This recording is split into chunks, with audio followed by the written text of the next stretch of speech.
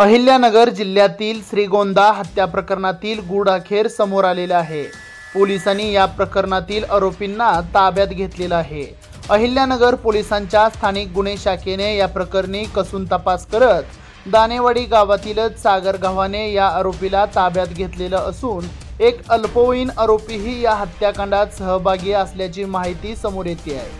आरोपींनी 18 वर्षाच्या माऊली गव्हाणेची हत्या का केली याचा तपास पोलीस करतच आहेत। मात्र गावकऱ्यांनी दिलेल्या माहितीतून भलतंच कारण आता समोर आलेलं दिसून येतंय। 18 वर्षीय माऊली गव्हाणेची 3 दिवसांपूर्वी निर्घुणपणे हत्या करण्यात आलेली होती। त्यानंतर कटरच्या सहाय्याने त्याचे शिर, धड आणि हात-पाय कापून गावातीलच वेगवेगळ्या विहिरीत फेकून देण्यात आलेले होते। या हत्याकांडाने पुणे आणि अहिल्यानगर जिल्ह्यात एकच खळबळ उडालेली होती। 12वीत शिकणाऱ्या मुलाची इतक्या निर्घुणपणे हत्या का करण्यात आली असाच सवाल उपस्थित होत होता। माऊली गव्हाणे हा 6 मार्चला शिरूर येथे 12वीच्या पेपरसाठी आल्यानंतर बेपत्ता झालेला होता। त्या अनुषंगाने पोलिसांनी तपास सुरू करत होता। याच दिवशी दानेवाडी गावातील 2 वेगवेगळ्या विहिरीत शिर आणि हात-पाय आढळून आले होते।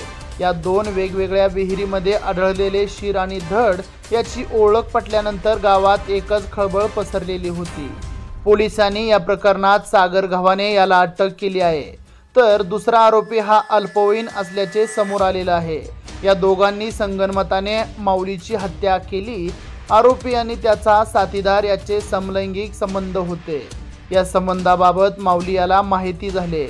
माऊलीने जर कोठे याची वाच्यता केली तर आपली बदनामी होईल या भीतीने दोघांनी त्याची हत्या करण्याचा कट रचला, असा दावा ग्रामस्थांनी केलेला आहे।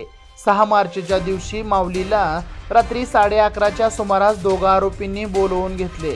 त्यानंतर दोघांनी त्याचा गळा आवळून खून केला।